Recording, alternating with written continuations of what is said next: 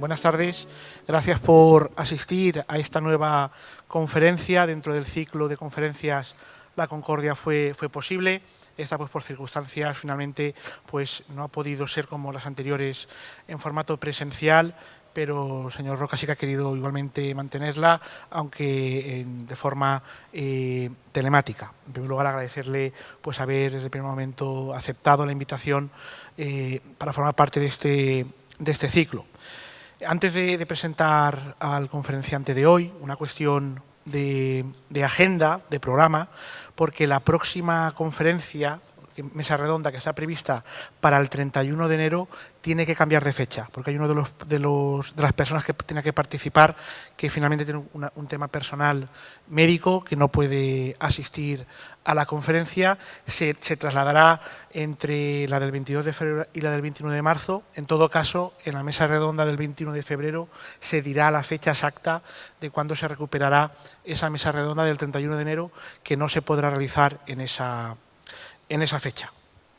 Saben, los que ya son asiduos a este ciclo de conferencias, que el motivo que nos llevó a tratar de organizar el mismo, ¿no?, es, por un lado, el aniversario del 45 aniversario de las primeras elecciones generales del 77, que se cumplió el año pasado, y el aniversario que celebramos también este año por la aprobación de la Constitución. Y dentro de esta celebración, pues queríamos contar con una de las personas que vivió, nunca mejor dicho, como protagonista activo del proceso constituyente.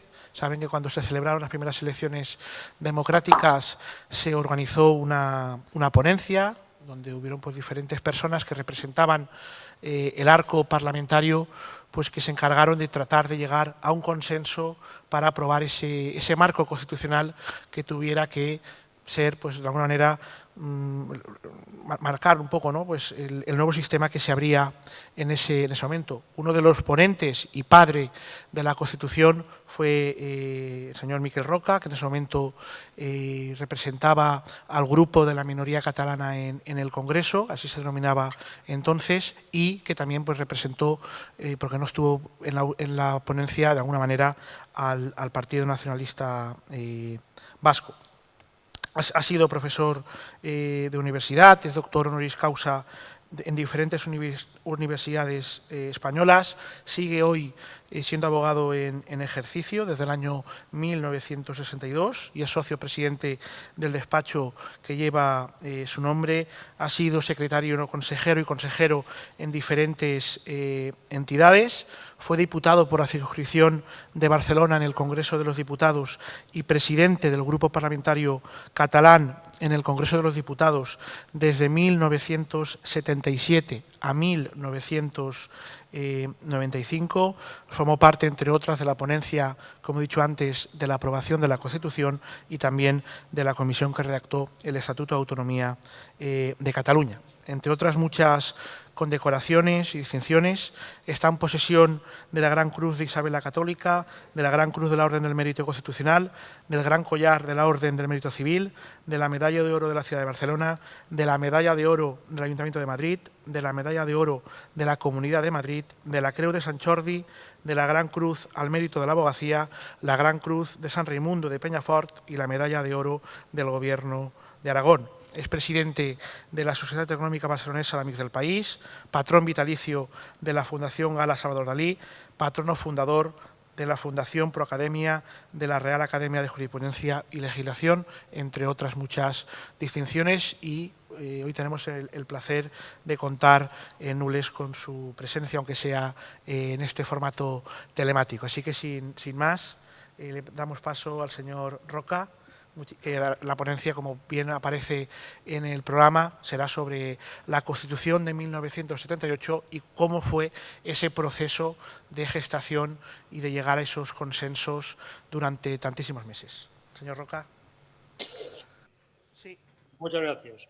En primer término, muchas gracias por su amable invitación y presentar mis excusas porque me gustaría poder estar aquí presente con todos ustedes, pero la verdad es que las agendas se complican y te hacen a veces imposible el desplazamiento. Por lo tanto, excusas por no estar aquí presente con ustedes, pero por otra parte expresar mi satisfacción que a través de este contacto telemático pueda aprovechar la ocasión para hacer una revisión y unas reflexiones de un tema que, como ustedes comprenderán, a mí me compromete, me entusiasma, me apasiona, porque creo que lo que en aquel momento entre todos y entre muchos tuvimos la oportunidad de poder participar es algo que en todo caso vale la pena, o yo me siento comprometido a defender y explicar.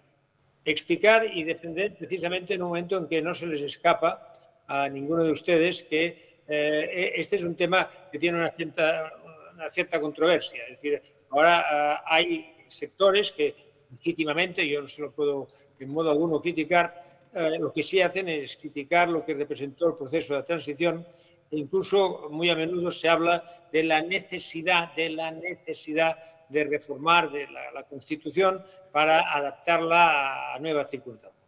Yo todas estas voluntades y estas opiniones, obviamente las respeto, pero deberé explicar a lo largo de esta intervención que no las comparto en demasía. O sea, no me siento, para entendernos, partidario de una urgente reforma de la Constitución, porque creo sinceramente que ninguno de los problemas que hoy tiene planteados España tiene su origen en ningún aspecto de la Constitución, sino en otras cuestiones de índole política, de comportamientos políticos, de actitudes y decisiones que nada tienen que ver en su fundamento y en su origen en el propio texto constitucional.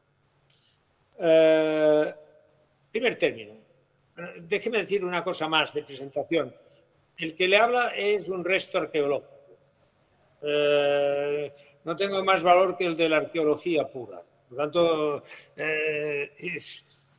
ahí estoy hablando de cosas que algunos de ustedes recordarán, pero que algunos de ustedes dirán, pero si esto no sabemos nada. Bueno, pero les habla alguien que, pues, excavando y hurgando en el pasado histórico del país ha encontrado unos restos que se los expone y se los explica. Y lo hago, como he dicho, con entusiasmo. Miren, primer punto, con la Constitución del 78 no pretendíamos dar una respuesta únicamente a una larga dictadura de 40 años, ni a una guerra civil dramática, sino que estábamos dando respuesta a muchos años de una intolerancia que había hecho imposible la convivencia en libertad en España. La respuesta iba mucho más lejos. Tenía la voluntad de buscar un marco convivencial en el que desde la discrepancia, desde la capacidad de discrepar, fuéramos capaces de encontrar una base de entendimiento, una base de convivencia y una base de generar progreso y asegurar libertad. Estábamos dando respuesta a una larga historia de intransigencia y de intolerancia, de inquisición, si la quieren recordar, que España había sufrido a lo largo de muchos años. Por esto me gusta siempre destacar que esta Constitución del 78 siempre se dice, pues, que somos unos cuantos los que fuimos los padres de la Constitución, los 7 ponentes constitucionales. Se nos atribuye este título, diríamos, por parte de muchos de la sociedad, de los padres de la Constitución. No es verdad. La Constitución la hicimos entre todos. Nosotros fuimos realmente unos meros amanuenses, unos tíos a los que nos pusieron una pluma, un bolígrafo en la mano y escribimos lo que la gente nos decía, lo que la gente nos pedía. Fuimos unos escritores, como diría Vargas Llosa, unos escribidores, que lo que hacíamos era escribir aquello que la gente nos estaba demandando. Me gusta siempre recordar en este momento, en esta explicación, una anécdota que, si me permiten, yo viví personalmente en Barcelona al tiempo de la elaboración de la Constitución. Cuando regresábamos de Madrid, yo me iba a ver en alguna ocasión presidente Tarradellas, que en aquel momento era presidente de la Generalitat de Cataluña, para explicarle cómo avanzaba la cuestión, cómo avanzaba el trabajo.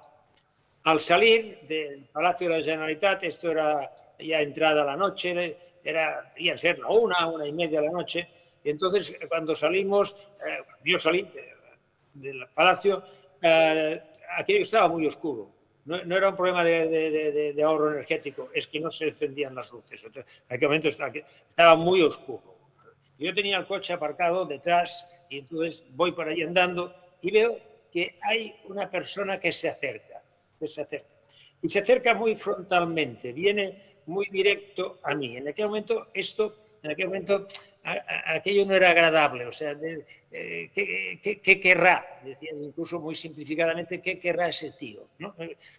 Y el tío, entre comillas, llega y se acerca y se aproxima a mí y viendo seguramente mi cara de preocupación, dice: señor Roca, no se preocupe.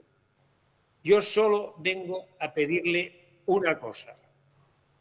Esta vez esto tiene que salir bien. Fantástico. No me han hecho nunca ningún pedido más omnicomprensivo ni más comprometido que este.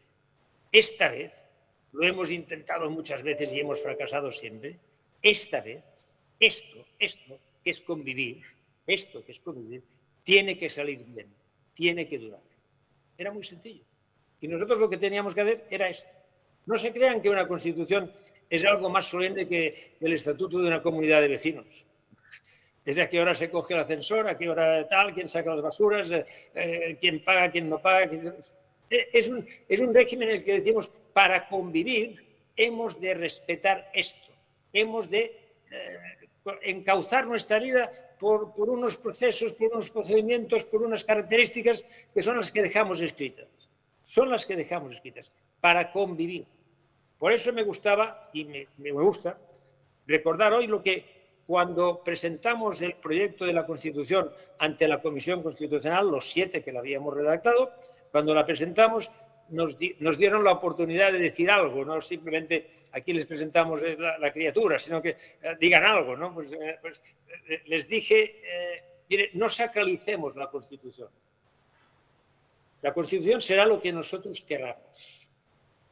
Será lo que nosotros queremos si sabemos realmente hacer algo tan difícil como respetar la opinión del otro, aceptar que solo se construye democracia desde el respeto al otro y que solo hay capacidad de progresar y de vivir en libertad en la medida en que seamos capaces de encontrar una voluntad de acuerdo. La Constitución es el marco de este acuerdo, no es el acuerdo en sí mismo. El acuerdo lo fue convivencial en aquel momento, pero el futuro de la Constitución es definir un escenario que haga posible el acuerdo y que haga posible la expresión de la voluntad, aprender a respetar la discrepancia, aprender a construir desde la discrepancia. Esto es lo que pretendíamos, y lo pretendíamos gente muy diversa, muy diversa. A veces se dice, ¿cómo se van a entender estos? Pues yo, en la ponencia que nosotros teníamos, allí sentados, éramos 7. Nadie se me enfade, pero yo tenía delante sentado a Manuel Fraga. Y claro, yo decía, ¿cuándo me va a detener? Porque era lo que esperabas. En aquel momento yo le había identificado siempre como alguien bueno, y aquel hombre pues estuvo allí redactando con nosotros, conviviendo con nosotros, y fuimos capaces de generar una buena relación. Una buena relación que no ocultaba las discrepancias, no ocultaba las diferencias, ni las trayectorias diferentes. Pero sí que estábamos ahí, unos cuantos, en los que lo que decíamos es, vamos a hacer lo que me pedía aquel señor. Esta vez, tiene que salir bien. Para que esto saliera bien, teníamos que resolver algunos cuantos problemas. Algunos cuantos. Hombre, seguramente el más importante es de que entre nosotros pues, fuéramos capaces de entender que teníamos una enorme responsabilidad. No estábamos allí para lucimiento personal, de verdad. Estábamos ahí yo diría casi por casualidad. Yo no había pensado en mi vida, que yo pudiera hacer una constitución, no lo había pensado. Teníamos estando en la oposición, lo que pretendíamos es que no nos detuvieran, encima hacer la constitución no lo habíamos pensado nunca, no lo habíamos pensado. Y de repente te encuentras haciendo la constitución. Yo siempre digo que habían algunos como Gregorio Pérez Barba, que era un tío espléndido, o Miguel Herrero, que afortunadamente sigue siendo un tío espléndido, que en su cabeza siempre tenían una constitución, la habían elaborado 20 veces, seguro. Pero yo no. Jordi Soletura, del Partido Comunista, tampoco, seguro que no. Es decir, algunos no habíamos pensado jamás en la constitución. Ahora, en aquel momento nos tocamos. ¿A qué teníamos que hacer frente? Nosotros teníamos que hacer una gran declaración de derechos y libertades. Muchas constituciones europeas, muchos, tienen un capitulito muy corto de derechos y libertades, porque dicen, bueno, esto en Francia siempre les encanta decir, siguiendo la tradición iniciada por la Revolución Francesa de la Declaración de los Derechos del Hombre. Nosotros no podíamos decir esto, porque no teníamos ninguna declaración. Lo que teníamos era una larga experiencia de persecución. Teníamos una larga experiencia de represión de la idea discrepante. No teníamos esto. Y tuvimos que hacer una larga, exhaustiva declaración de derechos y libertades. Algunos dicen hoy, falta algo. Yo digo, no es verdad. No es verdad. No hay nadie que encuentre a faltar un derecho que no vea en una lectura determinada de la propia Constitución el amparo de este derecho. No es verdad. Lógicamente, en el campo del medio ambiente, pongamos por caso, es evidente que hoy tenemos una visión de lo que es el medio ambiente muy distinta de lo que teníamos nosotros cuando hicimos la Constitución en el año 78. Es muy distinto.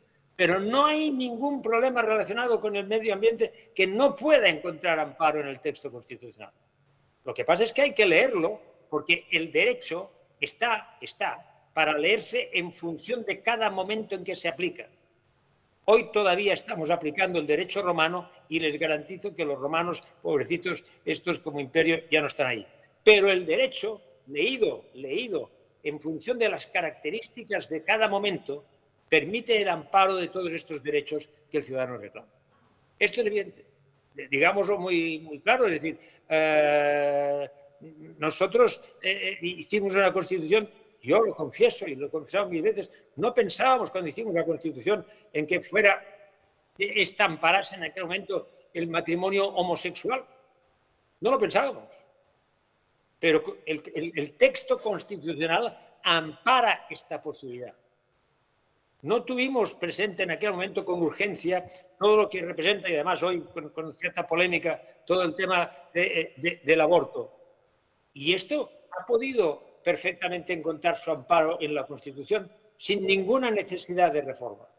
Y es más, hoy, no se asusten los más jóvenes, hoy el servicio militar sigue siendo obligatorio.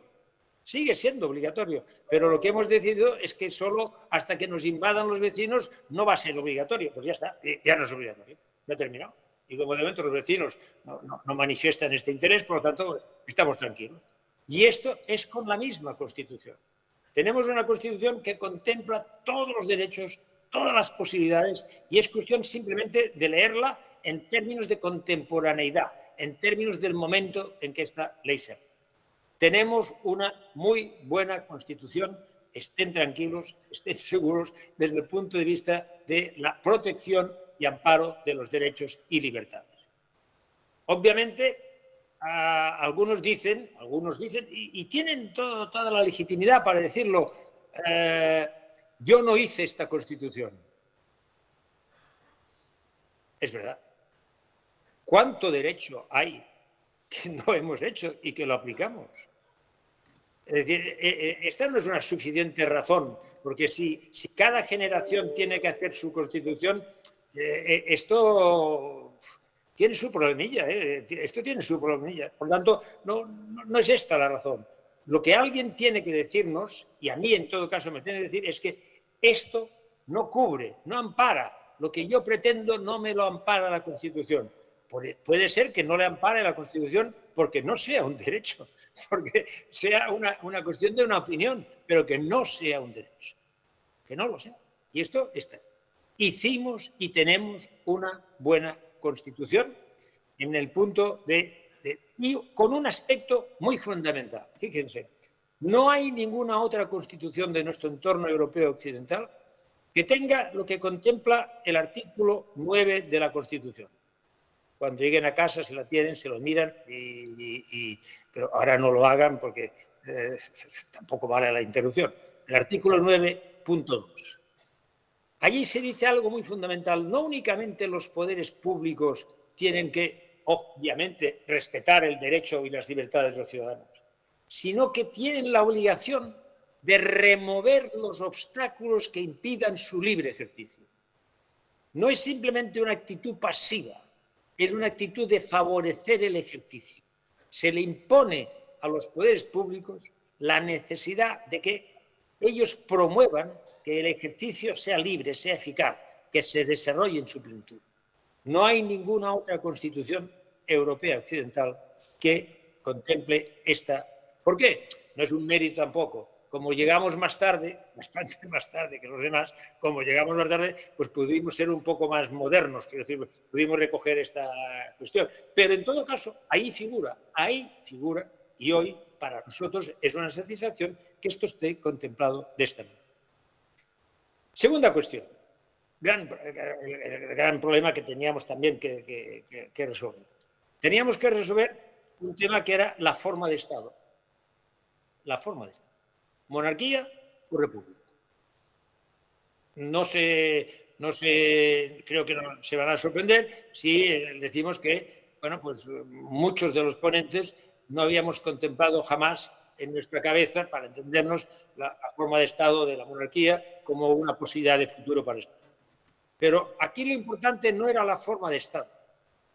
Lo importante era saber quién tenía la soberanía.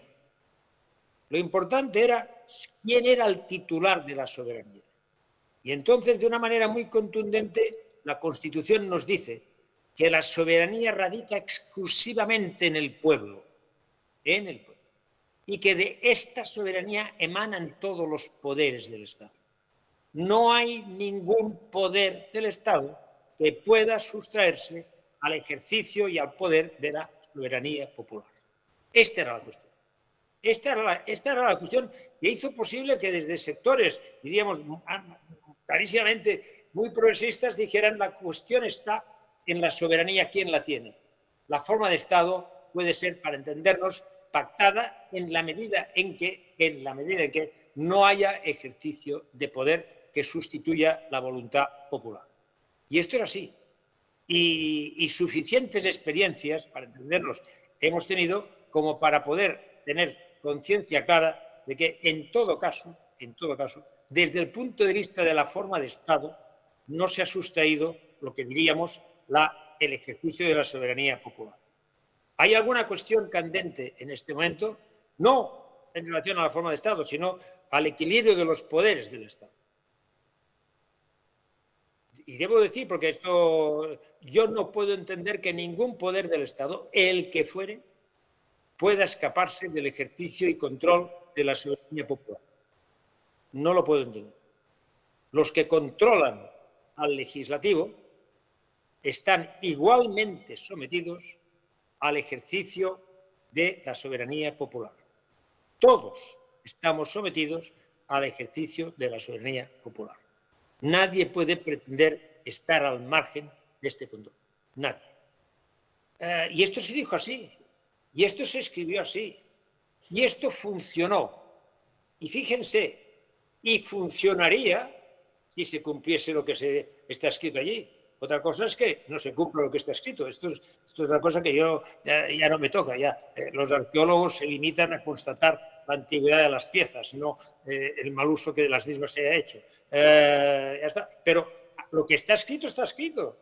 Y allí se dice muy claramente lo que debería ser. Resolvimos, creo, bien y en todo caso pacíficamente esta cuestión.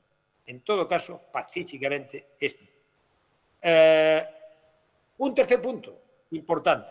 tercer tema que teníamos que afrontar. Teníamos que afrontar que era una nueva organización del poder del Estado, descentralizando el poder del Estado. Había necesidad de descentralizar.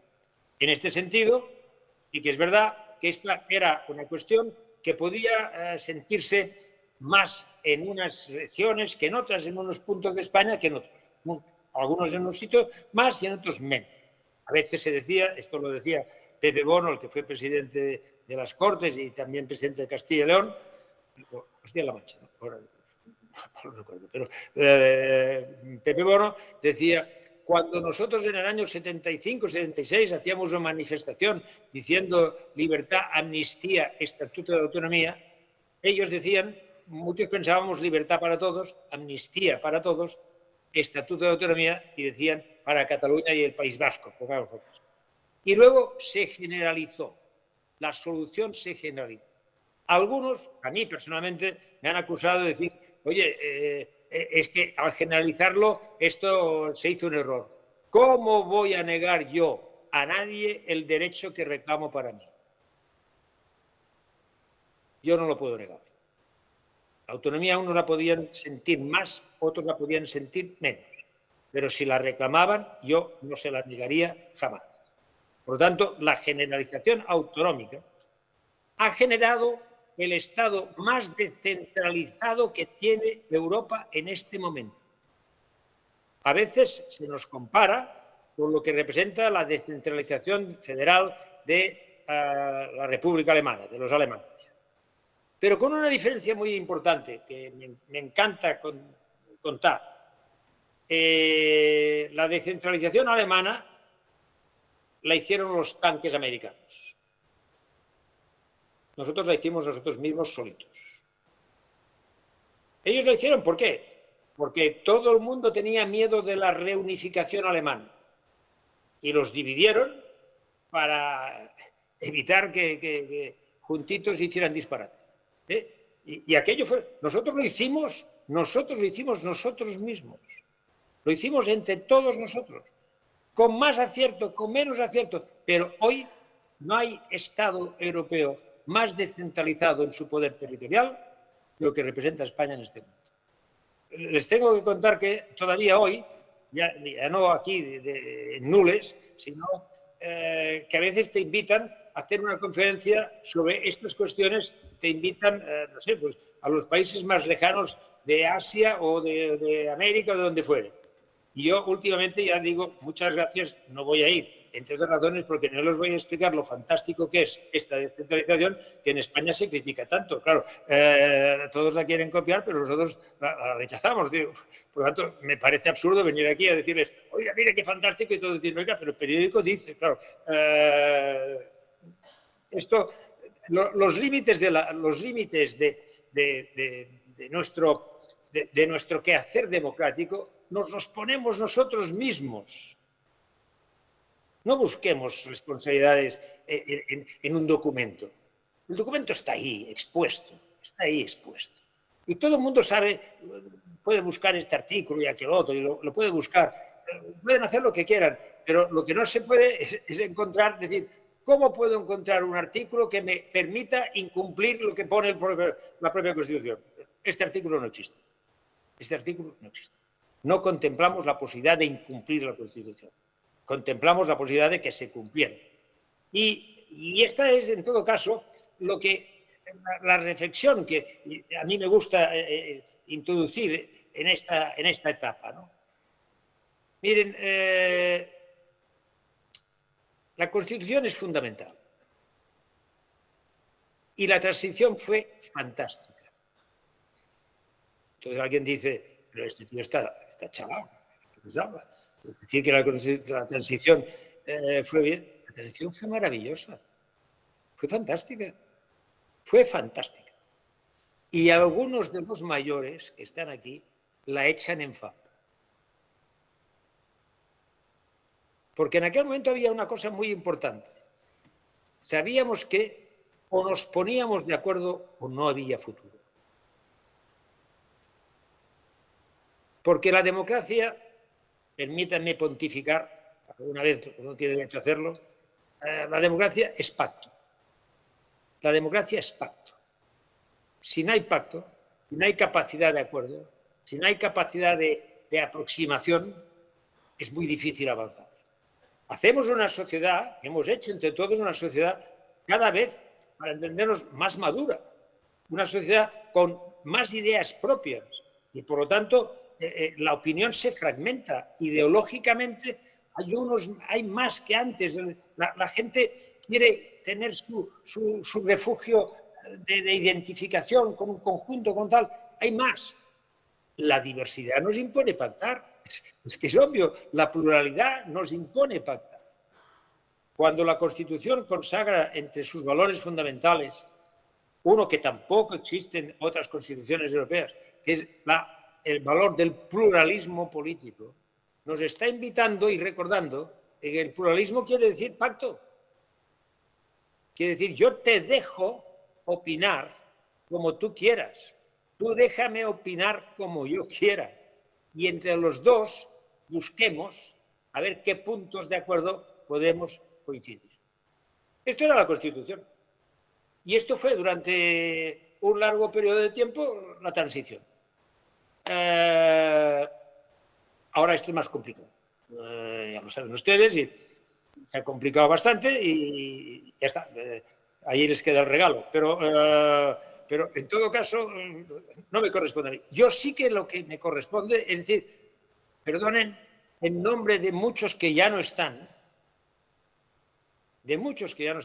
yo les tengo que decir que yo creo que lo hicimos bien. Ustedes pueden, al terminar, incluso silbarme, tienen todo el derecho, pero yo no me sumo a una experiencia telemática ni doy una conferencia aquí o allá, no es para defender lo que hicimos. Y lo hicimos bien. España ha vivido una transformación espectacular. Cuando alguien lo quiere negar es que me parece absurdo. Es decir, uno puede decir, lo hemos hecho muy bien, pero ahora lo estamos haciendo muy mal. Vale, de acuerdo. Pero fíjense, no critiquemos el pasado, porque lo bien que lo hicimos en un momento, nos da fuerza para creer que somos capaces de volverlo a hacer bien. No está prohibido hacerlo bien. No estamos obligados a hacerlo mal. Podemos hacerlo bien. Y en algunos momentos de nuestra historia reciente, fuimos capaces de protagonizar una transformación espectacular de España. Espectacular. Fijémonos en muchos de los aspectos que hoy pueden dominar nuestra vida, en los aspectos más sociales. Es evidente de que tenemos dificultades en aceptar a ver qué debe pasar, digo, un tema actual de la sanidad. Tienen toda la razón. ¿Saben qué? No es comparable la sanidad que tenemos con la que heredamos. Es una transformación espectacular. El sistema educativo, que esto no funciona, que aquello no funciona. El sistema educativo fue un cambio radical. Por eso me gusta explicar esto por una razón. Porque tanto como la Constitución tuvo un papel fundamental, lo que representó los pactos de la Moncloa, que fueron simultáneos. Pero en los pactos de la Moncloa se sentaron representantes. Yo tenía sentado al lado, cuando firmamos los pactos, yo tenía sentado al lado a Marcelino Camacho. Marcelino Camacho, que déjenme decir con cariño, porque su recuerdo me estimula, ¿no? Pero con cariño, su jersey, aquel suéter que él llevaba, olía Carabanchel. Olía Carabanchel. Y él se sienta allí y cuando le pasan el papel para que lo firmase yo, porque los sindicatos no firmaron, pero estaban presentes, cuando me pasan el papel para que lo firme, me mira y me dice, Roca, no me decía Miguel, Roca, perdón en la expresión, esto es la hostia. Marcelino Camacho, con inflación disparada, con un paro disparado, con unas coberturas insuficientes, con todo lo que quieran, aquel hombre, salido recién de la cárcel, decía, esto es fantástico. Esto es fantástico, porque representa que nos estamos comprometiendo en construir algo que da esperanza, que da futuro. A mí, en todo caso, les tengo que decir con sinceridad que me anima que durante aquella época fuéramos capaces entre todos de hacer aquello, porque sé que aquello que fue muy difícil, si lo hicimos, ahora lo podemos hacer también. Depende de nosotros. Depende de nosotros. Y por lo tanto me convierto simplemente en defensor de la Constitución. No me atribuyen a la Constitución, pobrecita, no me le atribuyan lo que no le corresponde. No busquemos en la transición los defectos que hoy ensombrecen nuestro presente. No. Digamos pura y simplemente pues que de repente no nos sale bien, muy bien, digamos lo que queramos, hagamos lo que se tenga que hacer, pero no busquemos responsabilidades en donde no están. Es legítimo hurgar en el pasado, pero lo es sobre todo si es para tomar nota de aquellos errores que no pueden repetirse. Si es para volver a la confrontación, esto no es nuevo y es bastante desmoralizador. La confrontación no conduce a nada, o más bien al desastre. Nosotros debemos de ser muy sinceros. Nuestros vecinos son muy antipáticos. Este de aquí y aquel de allá, lo siento, no señalo a nadie, pero hay uno que es muy antipático. Pero tenemos que convivir, que no queda más remedio, que no queda más remedio. Tenemos que convivir. Y en esto está el futuro del país. Perdonen la lata. Esto casi, si estuviera aquí el rector de Nules, diría que casi sirve como homilía del domingo. Pero no pretendo sustituir. No pretendo sustituir. Pero lo que sí es, déjeme que en todo caso aproveche esto para defender lo que hicimos, darnos ánimos y evidentemente terminar sometiéndome a sus preguntas para que me zurran como les convenga y yo lo voy a resistir con toda la amabilidad posible. Muchas gracias por su atención y hasta siempre.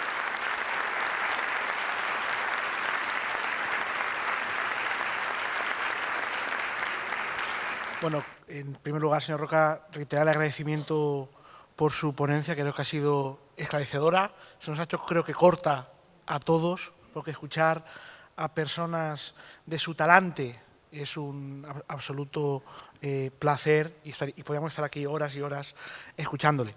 Ahora pasaremos, como es habitual, al apartado de preguntas, para que puedan preguntarle cualquier cuestión al ponente. Acoto lo de cualquier, porque sí que, como es obvio, la ponencia versa sobre un tema muy concreto y sí que me ha pedido que no va a salirse de ello, y sobre todo que no va a contestar preguntas de actualidad. O sea, que si alguien tiene una pregunta de actualidad, no la hagan porque no la va a responder. Así que mientras les dejamos pensar un poco en qué poder preguntar, me lanzo yo primero, señor Roca, y le voy a lanzar una cuestión que creo que puede ser interesante conocer su vivencia al respecto, y es que cuando se empezaron a reunir los 7 ponentes de la Constitución y empezaron a votar ya la propuesta de contenidos de los primeros artículos, al principio, según he leído en diferentes crónicas y memorias de algunos de los presentes, parece ser que la UCD, ¿no?, aprobaba la mayoría de los artículos al principio con el apoyo de Manuel Fraga o el suyo, ¿no? Y el Partido Socialista, hay un momento en el que lanza un órdago y dice, así no podemos seguir, ¿no? Esto tiene que ser realmente más consensuado.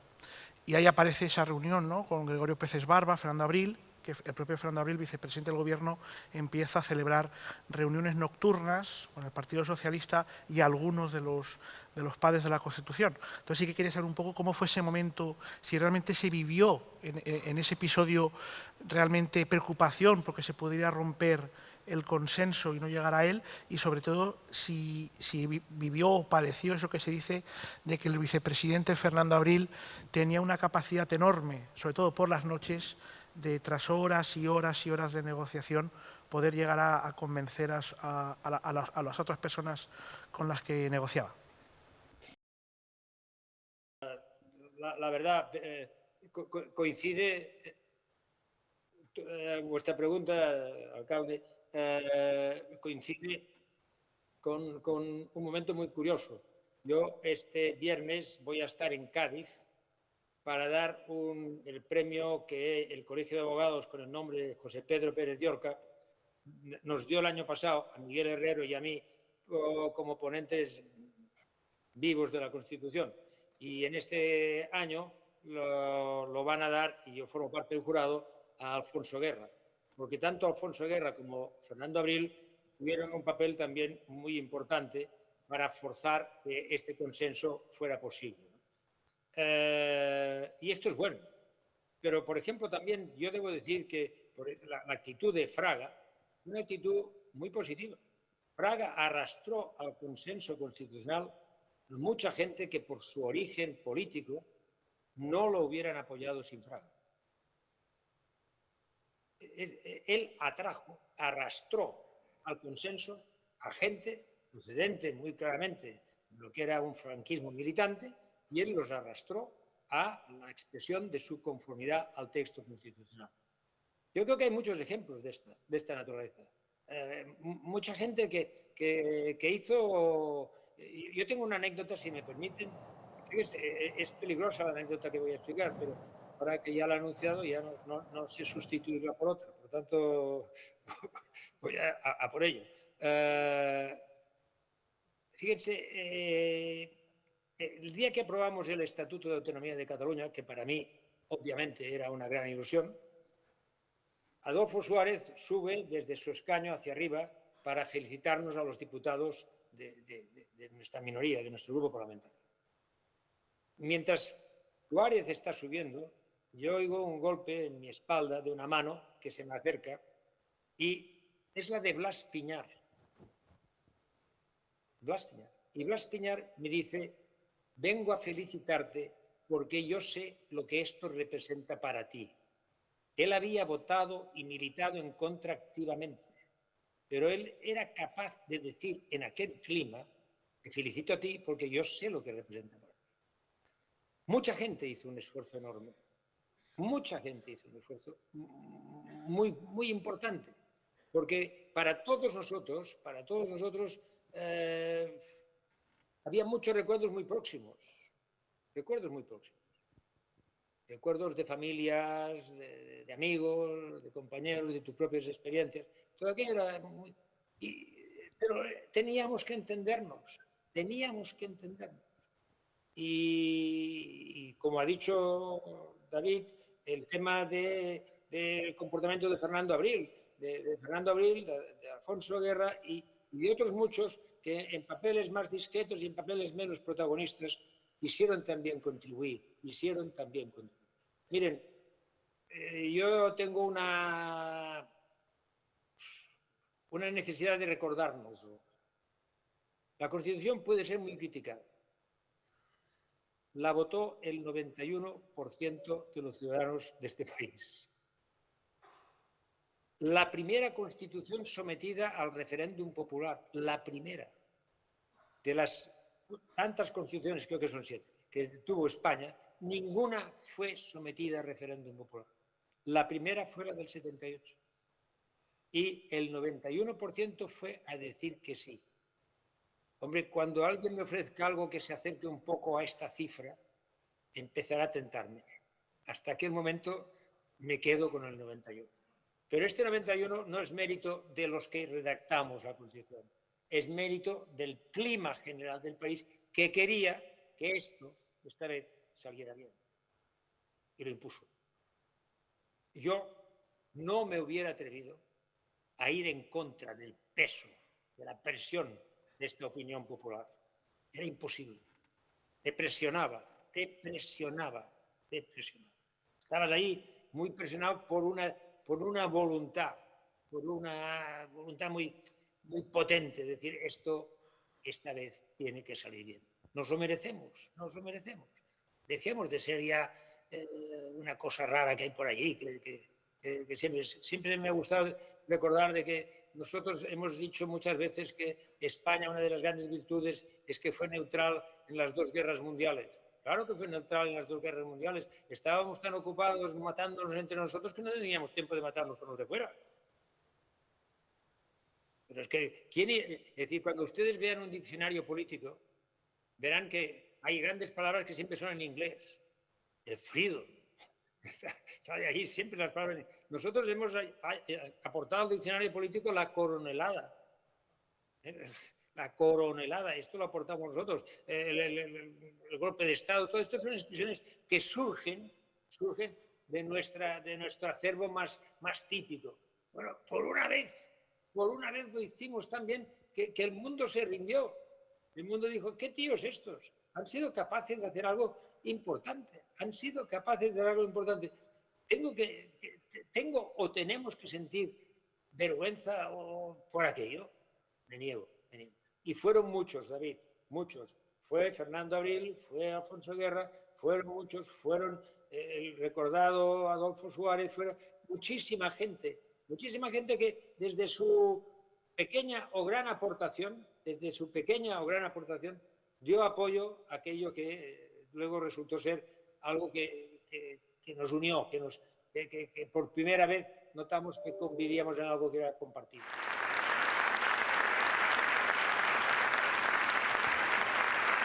Buenas tardes, muchas gracias por esta clase de historia. Oye, la pregunta, Miquel. Sí, bueno, perfectamente. Poco después de la aprobación de la Constitución vinieron los diferentes estatutos de autonomía. Y yo quería preguntarle si tenían más recorrido los estatutos de autonomía vascos y catalanes para luego no ser necesaria una reforma como se hizo después y que tumbaran los dos existentes. Si se podía legislar más dentro de los estatutos en lugar de tener que hacer unos nuevos estatutos. Y luego saber si no se requería de una reforma de la Constitución para que los estatutos que se hicieron después tuvieran cabida dentro del Estado que habíamos generado con nuestra Constitución. Perdonad, perdone si alguna expresión se me ha escapado y en todo caso intentaré contestarle ampliamente. Es decir, obviamente el desarrollo estatutario tuvo problemas. Y tuvo problemas porque había una cuestión que también era lógica. Estrenábamos una situación. Era una situación nueva en la que la descentralización del poder del Estado era algo muy importante. Y, por lo tanto, bueno, aquello representaba un cambio muy singular y un cambio muy singular que se vivía de manera distinta en algún tipo de comunidad y en alguna otra, como pudiera ser lo que usted señalaba de Cataluña y el País Vasco. Siempre la relación entre los estados federales, siempre la relación es una relación polémica. Es decir, en Alemania hay cantidad de recursos que se han interpuesto desde las federaciones en relación al gobierno federal. Hay cantidad. Es más, fíjense, el Tratado de Maastricht, la Corte Federal Alemana lo aprobó, pero diciendo siempre y cuando no perjudique las competencias de los estados federados, de Baviera, de tal. Este va a ser una relación que deberíamos haber entendido como polémica por naturaleza, porque obviamente todo lo que afecta a la delimitación o división o ejercicio de un poder, obviamente divide. Encontrar la fórmula es encontrar una fórmula complicada. Para mí, la más complicada es cuando se dice este problema no hay que contemplarlo, no hay que ni hablar. Bueno, de todos los problemas hay que hablar, Fíjense, hay aquí una experiencia muy clara, ¿no? Es decir, y usted hacía referencia. Hubo una reforma del Estatuto de Autonomía de Cataluña en el año 2006, que esta fue revocada en unos artículos concretos por el Tribunal Constitucional.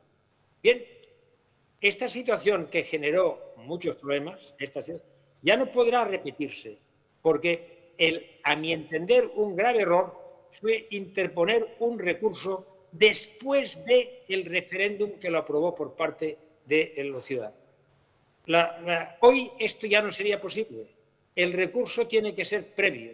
No puede interponerse un recurso contra la votación de un referéndum. Lo que se hace es decir, antes puede consultarse el Tribunal Constitucional si es constitucional o no, pero no puede hacerse después. Yo creo que todos vamos aprendiendo. Si quisiéramos, todos podríamos seguir aprendiendo, pero no se preocupe, no es verdad, preocúpese, pero quiero decir, entendamos que esto es una relación muy abierta a la polémica, y lo es, como lo es, fíjense, aquí en Nules y en la comarca y en tal, seguro que hay lo que son empresas familiares. Siempre hay conflictos en las empresas familiares. ¿Por qué? Porque pues, una generación, otra generación, una manera de ejercer, otra manera de ejercer. Es decir, todo lo que es compartir un ejercicio de poder tiene su capacidad de generar conflicto. Lo único que no puede hacerse es decir, no hay conflicto, o si hay un conflicto, yo no quiero entenderlo. No, yo creo que hemos de aprender a seguir dialogando. Aquí está, a mi entender, uno de los fallos de la Constitución que tenemos.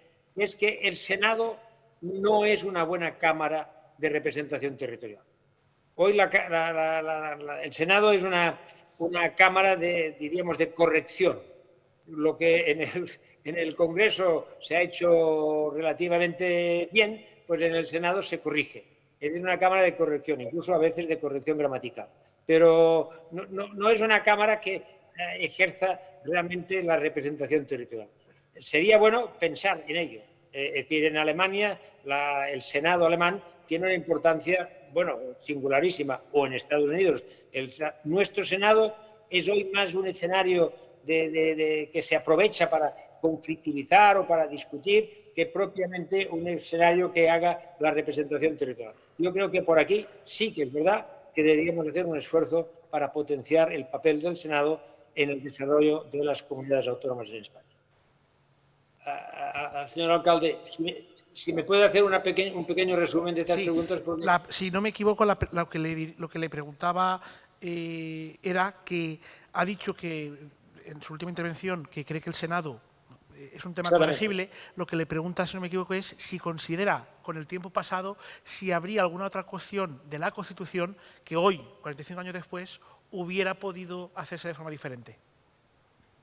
La fundamental, yo creo que ha hecho otra pregunta después este señor, ¿no? Sí, después se la detallo, si le parece.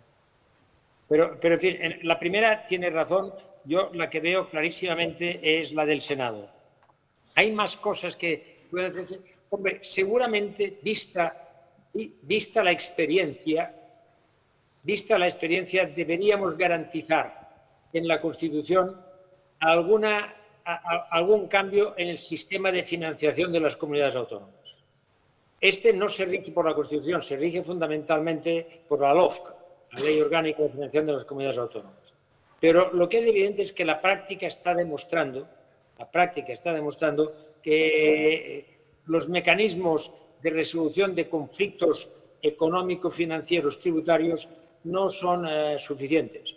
Fíjense, hemos visto una etapa en la que se reclamaba por las comunidades autónomas la posibilidad de una cierta soberanía fiscal y, en cambio, luego en la práctica, ahora lo que se está considerando es si hay que poner en cuestión esta soberanía fiscal que puede traducirse en un dumping entre comunidades, ¿no? Por lo tanto, yo creo que aquí deberíamos ser capaces de poder avanzar en un repensar el sistema de financiación, porque esto puede generar conflictos. Es decir, obviamente, muchas comunidades han alcanzado un grado de desarrollo y de madurez importante y a veces los recursos con los que pueden disponer no les permiten generar respuestas a los problemas que están planteados en su comunidad. Por lo tanto, creo que esto debería repensarse. Pero, obviamente, fíjese, en un tema como este, lo que hay que empezar es por decir, pero lo vamos a consensuar. vamos a ponernos de acuerdo, vamos a buscar amplias mayorías, porque claro, en un tema como este, si pensamos que se puede sustituir lo que se acordó por el 91 por el 50,01%, a mí me parece que esto sería un retroceso muy importante. Señor alcalde, ¿me puedes hacer un...? Sí, no era una pregunta, simplemente le quería transmitir la admiración por su figura y la del resto de personas de la transición, porque fueron capaces de conseguir el objetivo, ¿no? Y comparaba con el caso de Gorbachev en la Unión Soviética, que lo intentó y fracasó, ¿no? Por lo tanto, que pone aún en más valor lo que se consigue en España. ¿Es así, Julio? Pero no era una pregunta, simplemente era un traslado de su admiración. ¿Más preguntas? Pepe.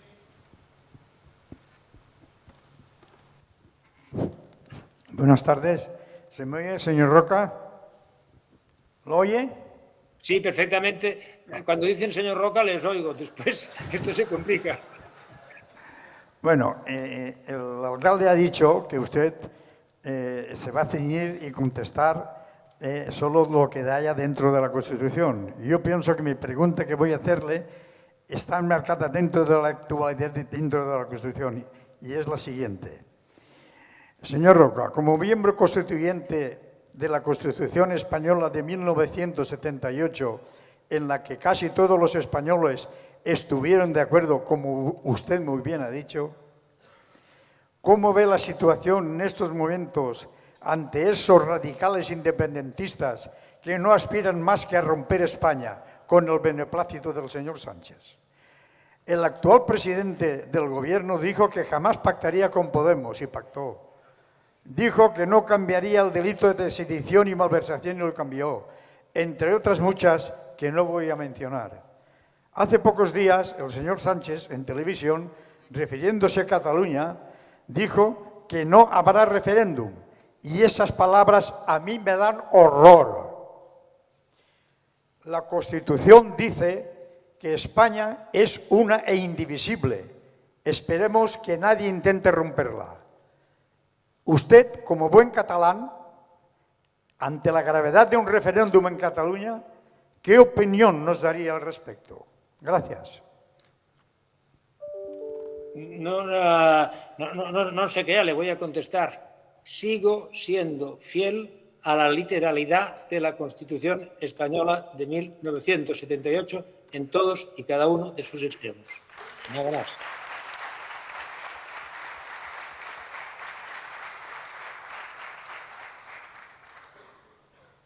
¿Alguna pregunta más? Estos señores quieren ir a cenar, ¿eh?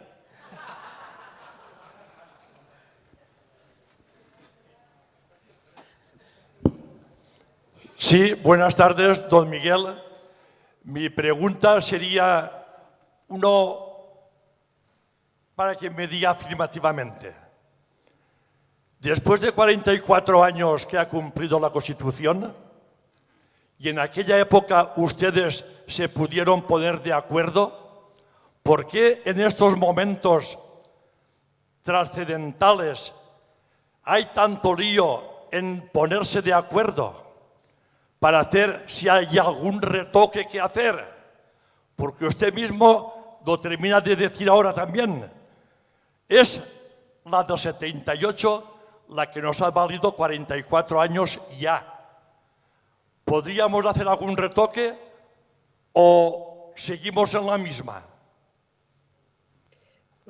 Podríamos hacer algún retoque, sí, pero lo que usted dice, yo creo, el retoque no tiene nada que ver con los problemas que en este momento tenemos. Es decir, lo que yo creo es que si hacemos todos nosotros un esfuerzo para que, mido las palabras para no complicarme de la vida, que ya me la complican suficientemente, pero midiéndolas mucho, vamos a decir, hombre, que el que insulta no sea aplaudido, que el que descalifica no sea escuchado, que los que no aporten soluciones se callen, que para inventariar problemas nos sobra gente, para encontrar soluciones nos falta mucho.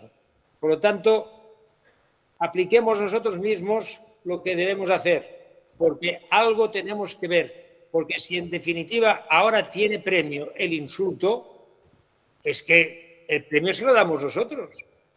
Yo no estoy dispuesto a dar premio al que insulta.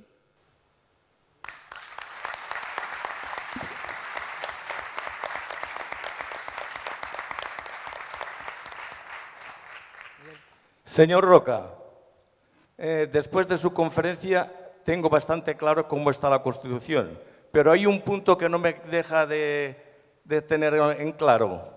El artículo 4 creo que dice todos los españoles somos iguales ante la ley, menos el rey y algunos políticos que no se les puede mientras están en efectivo. No,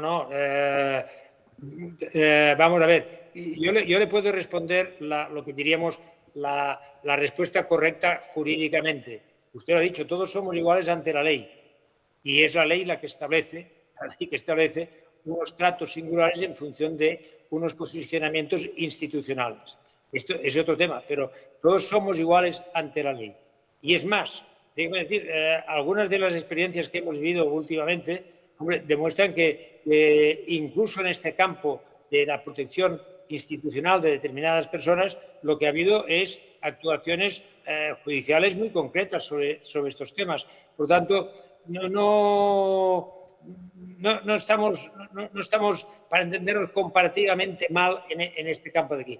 Ahora, ciertamente, no le discuto que un grave problema que en este momento tiene toda Europa, y España con ella, es de que cada vez más el ciudadano es sensible a cualquier desigualdad. Hay una percepción de la desigualdad que se soporta mal. Deberemos ser sensibles a esto. La democracia ha generado más madurez, más confianza, más conciencia de la propia identidad y de los propios derechos y, por lo tanto, la desigualdad se conlleva mal. Yo creo que deberemos avanzar en este campo hablando muy sinceramente sobre esto y buscando mecanismos de solución. Para eso estamos entre todos, para debatir estas cuestiones. Tiene usted razón, deberemos pensar estas cuestiones y yo creo que este es un campo de reflexión en el que todos podríamos participar. Muchas gracias por su intervención.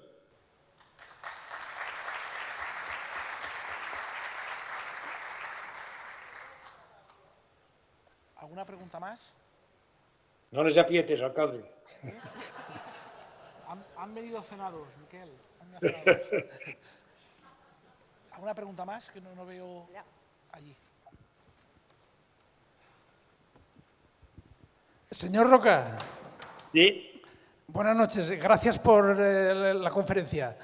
¿Se le atribuye a usted la inclusión en la Constitución de la fatídica palabrita inapropiada, parece ser, de nacionalidades? ¿Usted esperaba que se llegase al circo que estamos llegando de referéndums para independencias? Muchas gracias.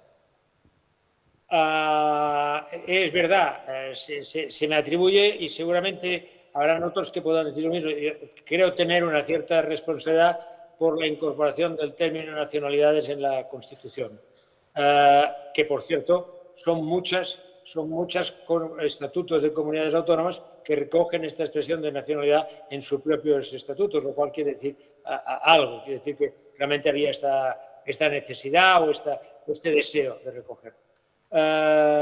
Usted me decía cosas que están pasando en este momento. Yo no las comparto, yo no las comparto, pero el problema no está en la Constitución.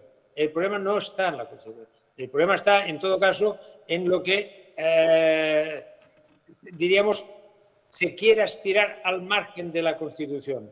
Todo es legítimo, pero al margen de la Constitución, solo existe un objetivo, que es la reforma de la propia Constitución. No hay nada, o sea, no puede construirse una realidad que ignore la Constitución. Se la puede acatar o pedir la reforma, pero lo que no se puede hacer es ignorarla, porque esto es atentar a las bases de la propia convivencia.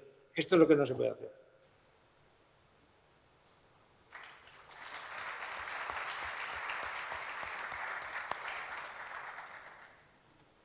¿Alguna pregunta más? No insistas. No hay ninguna más. No insisto ya más, Miquel. Bueno, Bien, gracias. Xavi, pega la vuelta. Pues muchísimas gracias nuevamente por haber podido tener la oportunidad de contar con su conferencia y por supuesto que le invitaremos en siguientes ediciones por si pudiéramos contar con usted aquí en persona, ¿no? Y poder seguir escuchando, como le decía antes, pues palabras con un talante que hoy brilla ya por su ausencia. Así que muchísimas gracias nuevamente por estar aquí y Nules tiene siempre su casa. Gracias. Muchísimas gracias a todos. Gracias.